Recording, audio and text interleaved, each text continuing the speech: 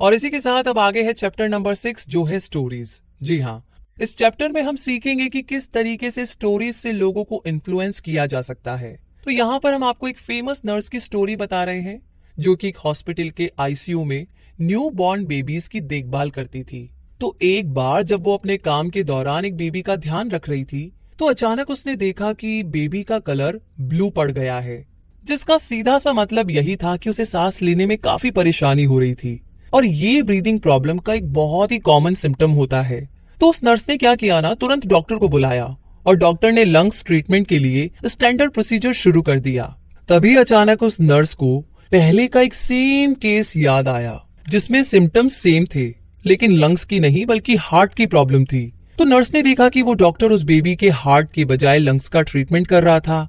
Nurse ने तुरंत action लिया और डॉक्टर से कहा कि सब कुछ छोड़ करके जल्दी से बेबी के हार्ट का ट्रीटमेंट शुरू करे। हालांकि हार्ट मॉनिटर नॉर्मल पल्स दिखा रहा था, फिर भी वो हार्ट ट्रीटमेंट के लिए इंसिस्ट करती रही लगातार और आखिरी दम तक। तो कहीं ना कहीं डॉक्टर भी कन्विंस हो गया और जब उसने बेबी के हार्ट का ट्रीटमेंट किया तो उन्हें वाकई में पता चला कि नर्स तो एकदम ठीक बोल रही थी। एक्चुअली में ना उसके हार्ट में ही प्रॉब्लम थी और ट्रीटमेंट के बाद बेबी का कलर फिर से नॉर्मल हो गया था। और उन्हें आखिरी में ये भी पता चला कि जो हार्ट मॉनिटर था उसमें गड़बड़ थी। तो इस स्टोरी की मदद से कई लाखों जानें बच चुकी है, क्योंकि जब भी कोई नई नर्स ये स्टोरी सुनती है तो ये स्टोरी उसके दिमाग में छप जाती है और जब उसके साथ ये सिचुएशन होती है तो वो इस स्टोरी से इन्फ्लुएंस होकर के एक्ट करती है और एक और बच्चे की जान बच जाती है।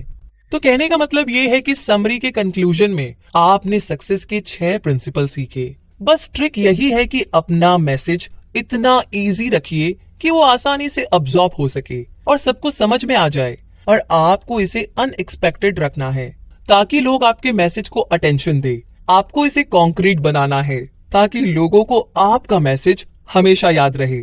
आपको इसे क्रेडिबल बनाना है ताकि लोग आपके मैसेज पर बिलीव कर सके और उन्हें ये ट्रस्ट वर्दी लगे, और आपको इसे इंटरेस्टिंग भी बनाना है ताकि लोग आपकी बातों को ध्यान से सुने, और साथ ही आपको इसे इमोशनल बनाना है ताकि वो आपके मैसेज की परवाह करे।